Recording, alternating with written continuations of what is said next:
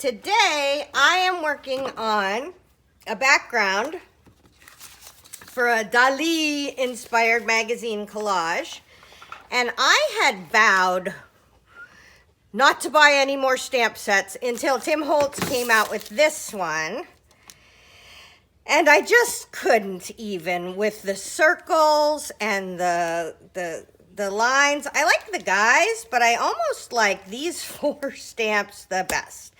So today we're going to be using this Tim Holtz stamp set and archival ink. Look, they made big ones of these, which makes me so happy, to make a Dali Inspired mixed media background.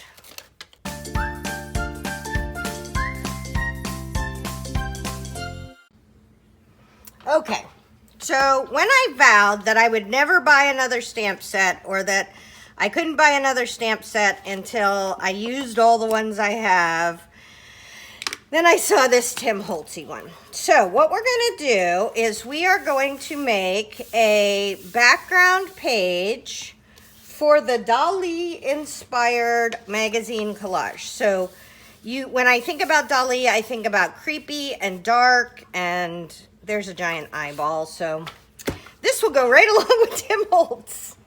Okay, so the first thing I want to do is I want to get some kind of color in this background. And I'm thinking, do I have white? Maybe I am going to use weathered wood background paint. And this is Distress paint. Water sprayer, water sprayer. Alexa, turn off alarm.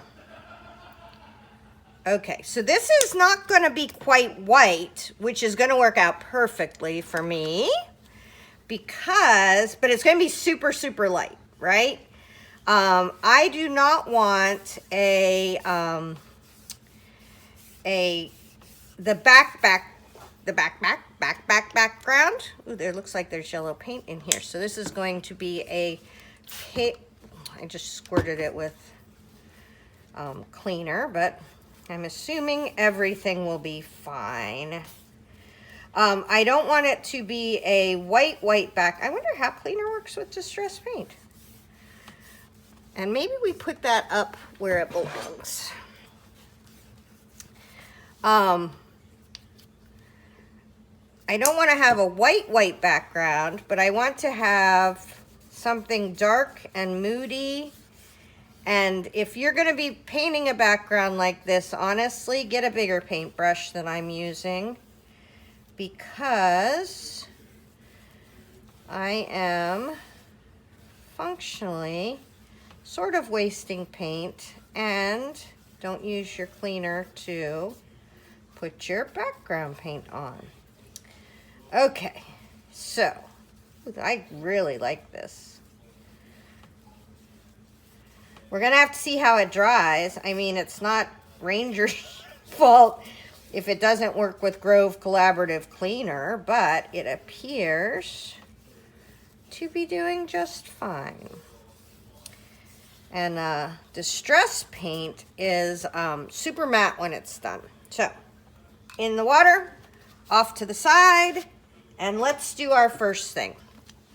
So, the very first thing I wanted to do was to use the people that I wasn't sure I was going to use. Okay, so I wasn't sure I was going to use those guys out of this set, because that's kind of not my thing. And I have 2 different ways of storing my stamps. Some of my stamps I store, actually I have 3 different ways of storing stamps. Some of my stamps I store on these things, right? So like I have a set of background stamps that I use a lot that I store on there. And then some of my stamps, most of my stamps are just in a stamp bag. This will go in my Tim Holtz stamp bag. So those guys at least, and these little guys. So so let's talk about mixed media before we go any further, and what mixed media is and how it might be different than card making.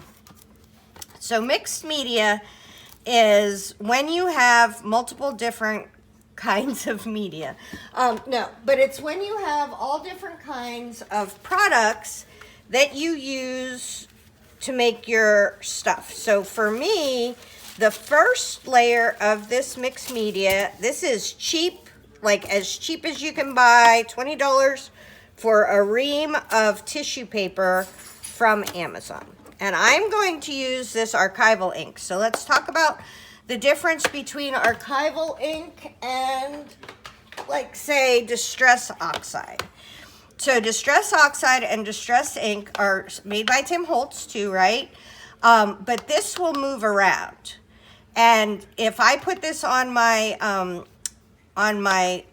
mixed media artwork, what will happen is as I add more layers and as I add more glue and as I add more of that stuff, it will move around. Archival will not move around. Archival is a permanent ink, and so it won't move. So what I'm going to do is I'm just going to put these guys all over this paper kind of randomly. And I'm using black soot, hickory smoke, which is kind of a gray, right? So these guys are all in a row. Ooh, looks like I need to push down that middle guy a little bit more. And I do not want this to be in any kind of order, and I want it to go off the page. And I don't care if it's not perfect images. Now see, if you were a card maker, hold on, I gotta let the dog out. If I were a card maker, I would want these images to be perfect, or I would want a stamping block so I can make sure I hit them 3 and 4 times. But for mixed media, I just want the impression of these guys in the back. So we're just going to have, because to me, these feel like Dali guys, right? And there's a smudge on that. Okay. We got this guy. Let's do his hat off to the side here. And all I'm doing is making some interesting backgrounds. Papers. Will that fit? Maybe that way? Okay. Some interesting background papers for the first layer of my magazine collage. All right, next we are going to use a different part of this stamp set. And this is what really, so darn that Tim Holtz. He made this, this bullseye. And I went looking for just a bullseye because really I bought this stamp set for this bullseye. But what I'm going to do with this bullseye is I keep buying these little pads of paper that seem really cool, and then I never use them. So I'm going to go with a muted green. Let's see. Yep, I'm going to go with a muted green and a muted pink. Do we have a muted pink? We may have to go with muted orange. I'd rather have pink or red. Let's see, what else? What other colors do we have? We have, that's really the only muted color. Darn it. Okay, so we are going to make our own background colored paper.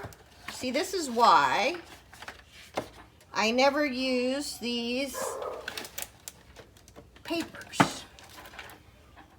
And we're going to do it on a cream color. Okay, so the first thing I want to do is I want to make some circles. And I am going to use the black archival. Now this is, this is different in color from the regular archival. This is black soot archival and this is regular archival. And if you watch the video that Tim Holtz did, it is, this is more of a matte black and this is more of a blue black. So, All right, so let's make us some circles. I'm actually kind of excited about this because I don't like bright colors. All right, let's get it nice and inky because this is the first time we're stamping it. There we go. And that's kind of the grungy look I want. I don't think, hold on, let's see if can we make it perfect? I think other people could make it perfect. Maybe they're less derpy than me. No, that's as perfect as I can make it. I like it. Okay, so we're gonna make a bunch of these.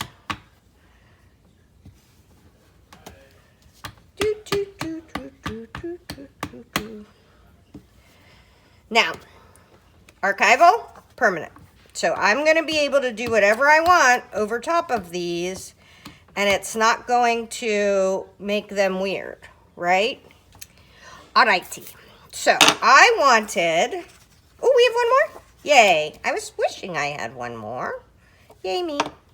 All right, I have a fingerprint on there. You could, and I have a fingerprint on there because I'm getting ink all over me. If you are bothered by fingerprints, you could do what I did and turn it over. If you're not bothered by them, which I'm usually not, you could leave your fingerprint in there. Because with mixed media, okay, there's gonna be a giant eyeball with like weird things happening. This is the background, and so nobody's gonna notice it. I promise you. Okay. So now we are going to use archival ink and our little blendy brushes. I love my bathtub. That helped me use my blendy brushes more. And we are going to make this red and turquoise. Okay, so red. Do I have a red one? Yep, I have a red one. So I'm going to make half of these red and half of these turquoise. I guess I could. Do we want to make them half and half? Let's see what we can do. So we go like this. Can we make them like red on the outside and turquoise on the inside? How would that work? Okay, so if we do it with that, that's how that's gonna work. Let's get a blendy brush and a blendy foam. And we'll try this with a blendy brush and a blendy foam.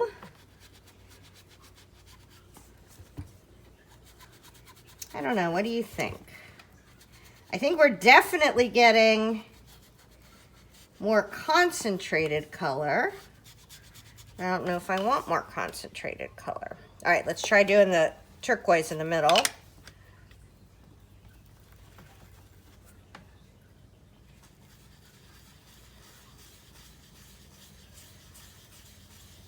Okay, and what I'm going to do with these is I'm going to cut them out in half for the side of my journal page. So let me see if I like this. And I'm not cutting exactly, oh, maybe I will. I'm cutting exactly around the edge of the bullseye. And let me see if I like that, or if I want them to all be the same color on each bullseye. This could be distracting. I think it's a nice concept. All right, let's bring this back over. Let's get our bullseye.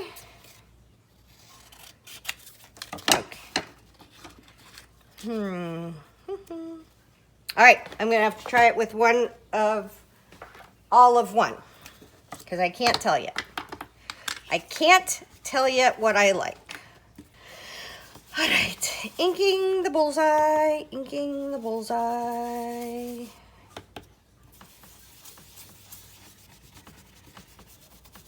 Okay. Oh, I kind of want it a little darker than that. Did I use the same side?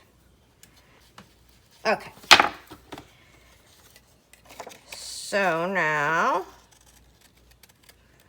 Right? And because this is a stamp, if I don't like any of these, I can just make more. So don't get all twisted. I mean, I have I have at least 100 pages of this paper that I haven't used yet. Okay, so let's cut that in half. Let's bring this over. Here's our other one. And here's this one. And they're probably going to go like that. Oh, I kind of love this one. Okay, we're going to make them 2 colors. So, other people might save this. I'm not going to save this because I cannot manage my stuff. Okay? If you can manage your stuff, you save everything. I don't save everything. I know I could whip this stuff out and make more in a couple minutes, so I don't really worry about saving my stuff. And the little bit of ink or whatever that I used on that is not worth me having to manage art supplies. And you know, I have just found that, because I used to save stuff all the time. I used to save all kinds of project things. And, you know what else we could try? We're going to do it on a couple of them because I have more here than I need, right? But I used to save all kinds of stuff, and then I found that I was spending more of my time managing everything I was saving than actually doing artwork. And that's when I drew the line and I said, no more. Nope, we gotta do this one. I'm just trying to get a teeny bit more color on. Okay, so there's those ones. Let's try the red on the inside and the blue on the outside and see if we like that too. And as you can see, I am not coordinated enough to make the inside a different color. I may come back with some Posca pens or something like that, but at this stage, I am not coordinated enough to make the very inside a different color.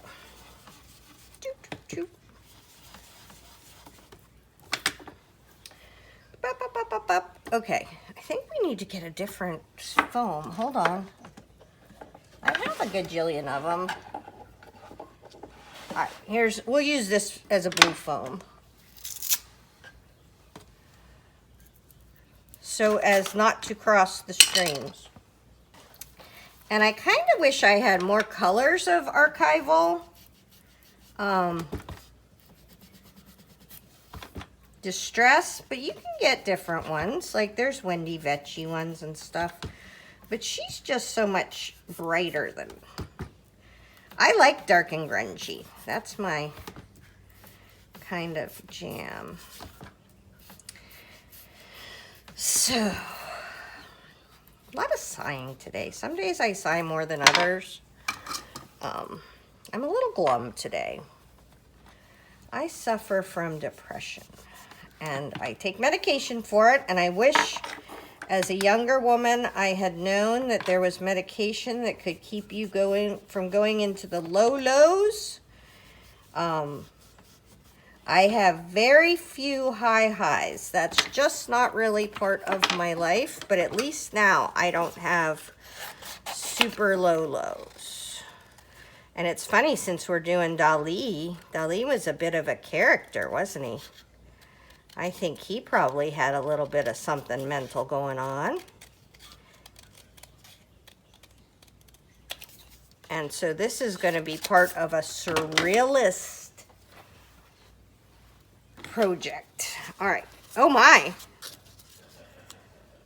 Well, that is interesting. Because that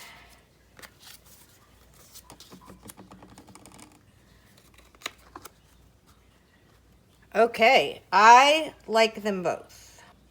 I think the red, I'm going to go with the red and the blue insides because I think these are fancy, but I think they're very obtrusive, and this is a background. So red on the outside, blue on the inside, not too heavy. Aha. So I really only need 3 more. No, I need 1, 2, 3, 4, 5. 5 more. Gosh darn it. All right. 5 more. And I will be back when these 5 more are done. You don't got to watch me do this, but I got to get another piece of paper. Okay. So I have them all done, and it feels very matchy-matchy to me. I will probably play around with taking some of them off and having it be less uniform. Maybe something like that. And then we have our stamped background. So I think I want to start. Okay, I don't want a solid straight edge on here because that would be super noticeable. And you could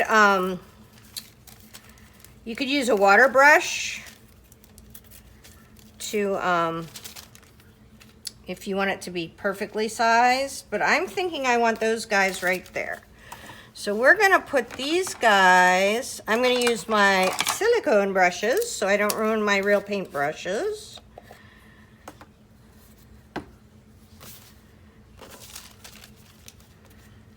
And we're gonna put some of these guys right here.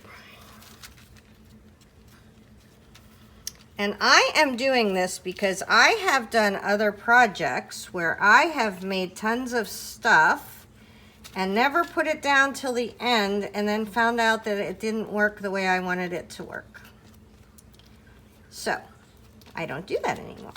All right, I love how misty this kind of is. Oh, and if anybody was wondering, those 2 colors I used before were Barn Door and Mermaid Lagoon. Okay.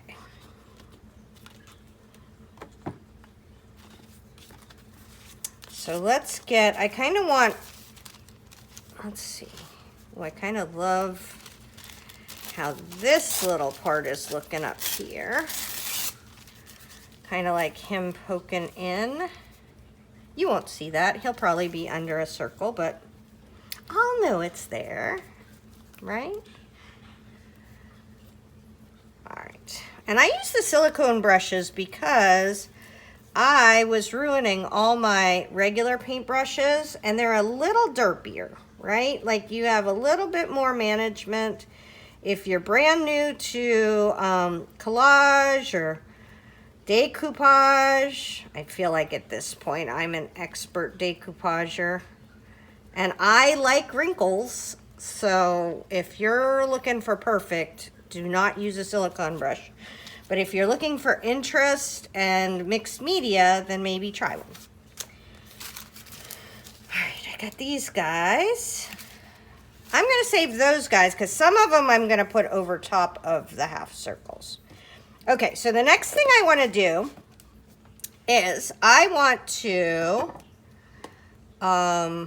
in the background and maybe over top of some of it, I want to do some embossing. If you don't want to glue your stuff to your stuff, then don't do all your work on top of each other. All right, so for sure, I want to emboss these numbers. And I'm going to do most of this on the tissue paper today. Sometimes I do it right on top of it, but I want this to be a bunch of layers, and I think that'll be fun. Okay, so I'm going to use Archival Black again, and let's get some black embossing. So I am going to use, in honor of Tim Holtz, I'm going to use Superfine Black Detail. That's a Ranger product. And let's use Versamark today. I also use Wow. I think Wow and Versamark are equally good embossing pads. Okay, that will not work. It goes this way. All right, so we're going to do some numbers.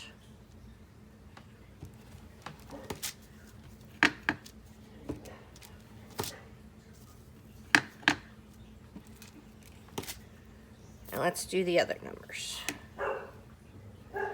And I think you can use archival ink if you wanted to. But the embossing liquid will stay live longer. All right, let's get my embossing tray and let's get our super fine embossing powder out.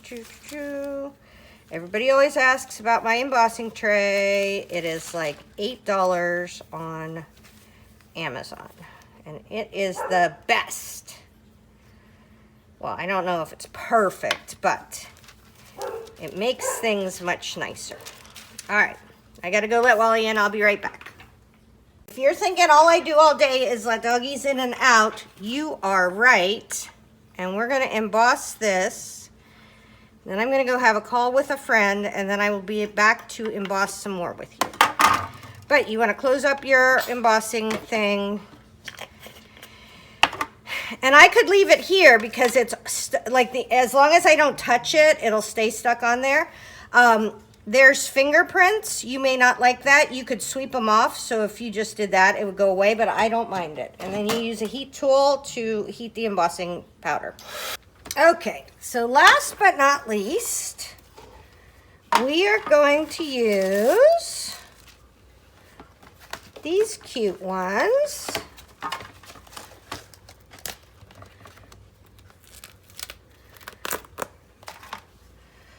To put in some extra color, and we're going to use Distress ink, which is water reactive. It's not permanent, but we're going to cheat it by putting clear embossing powder on it. So we'll get the color without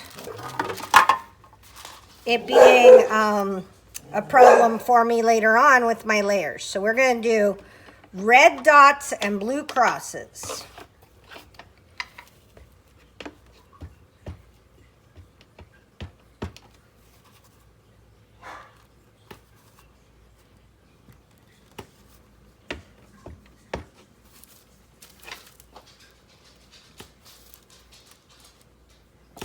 Okay. We'll put some clear on this while it's wet.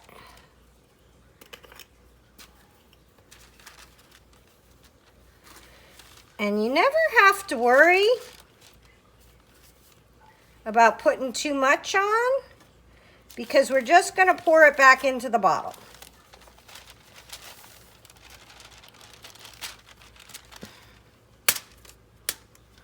The clear is very powdery. So we're going to go ahead and emboss that, and then we'll do the blue.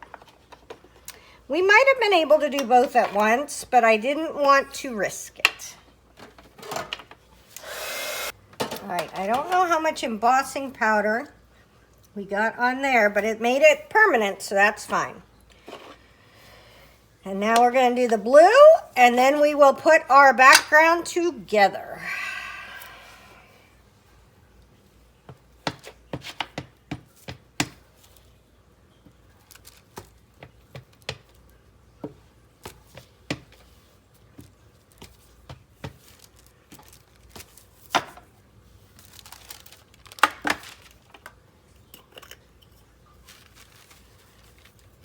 Now we can pour this in. I wiped out my tray really well before I put the clear in, because you can, if you think you're doing clear, I'm not, I'm not very careful most of the time, but you can really mess up your clear embossing powder by getting all different colors in it. All right, we're done with the clear embossing powder. We're done with the Distress inks, and that was Barn Door and Faded Jeans, if you're wondering. And I'm not sure why these didn't get more colorful, but it's fine. All right, so I can put that away. Okay, now let's get our book and our papers and our circles, and we're gonna start putting this together. Okay, this is curled up a little bit because we put the Mod Podge on it. Okay. Here we go. All right, let's think about what we want to do. Let's let's tear this up a bit.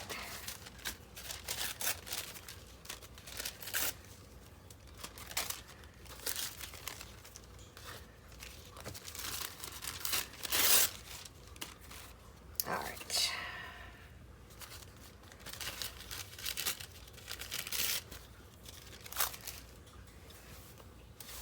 And see what we've got.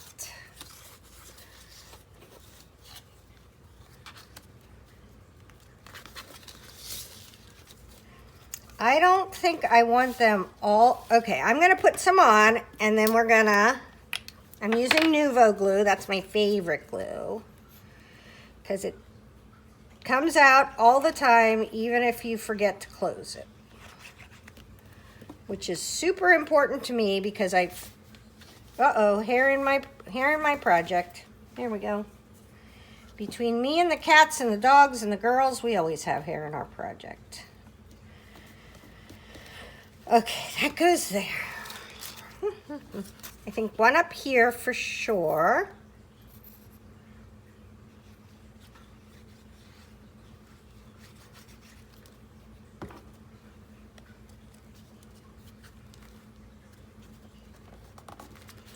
And I may keep some of these for later to put at the end.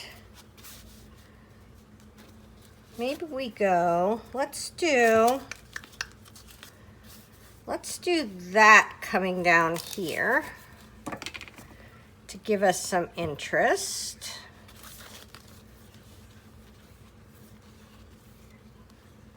And then you'll have to watch the Dali video to see how the background comes out. That's kind of exciting, like a cliffhanger.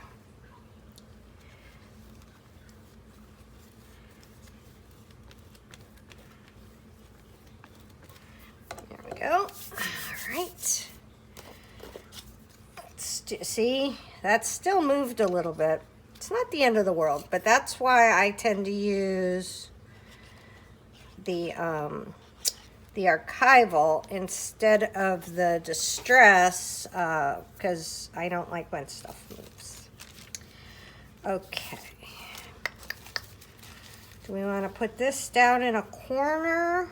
I kind of think so. Since it already has a corner, right?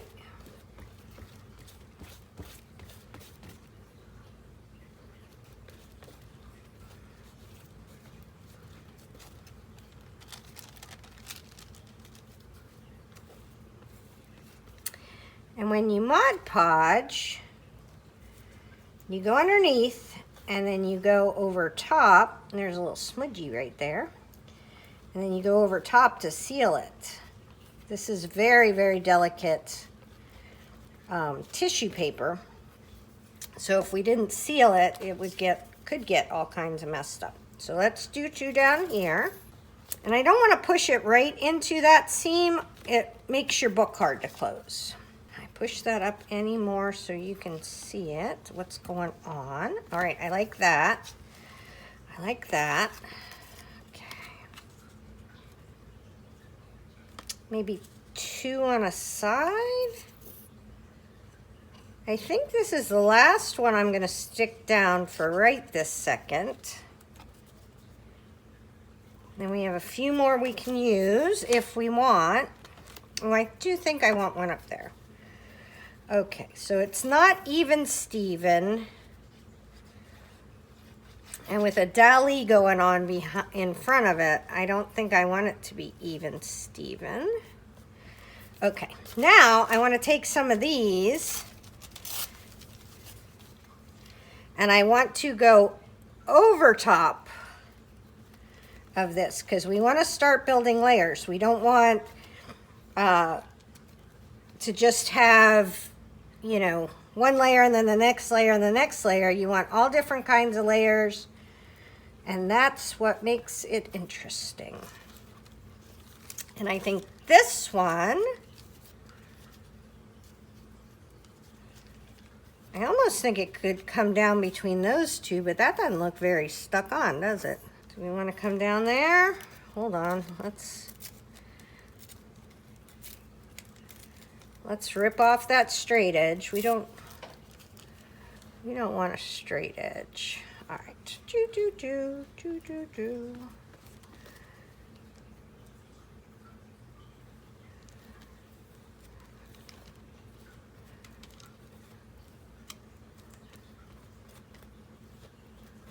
All right, there we go with that. And now we have these guys. Let's do, I think I want the little guys. Right there.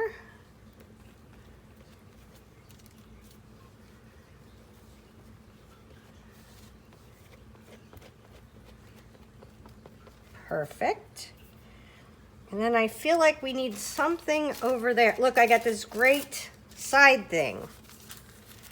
All right, we gotta go. I don't know which way's up. We can go right up that edge with this. I don't know if it's the right way up or the wrong way up, but we're gonna have to live with it either way. And there we go. Fun. All right, I feel like we're missing something in there. We're gonna have to wait a hot minute until this dries, because we're gonna maybe do a little bit of stamping or something, but we have to wait for the Mod Podge to dry. I'll be back. All right, real quick, I wanted to show you how this ended up. I just used a brayer to put some distress paint in the middle, and I think it turned out amazing. Hopefully that helps.